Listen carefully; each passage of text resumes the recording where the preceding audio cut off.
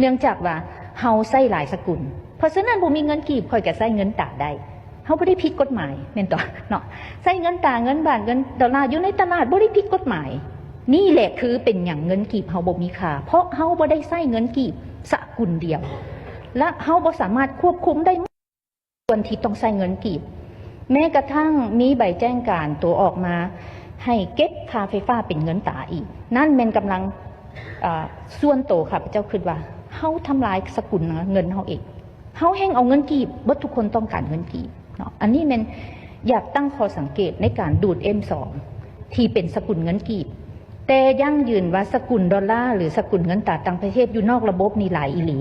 เนาะยั่งยืนข้าพเจ้าก่อนมีคำเห็นข้าพเจ้าได้ยกหูหาบรรดาธนาคารที่อยู่ในเครือข่ายของบรรดาธนาคาร Commercial Bank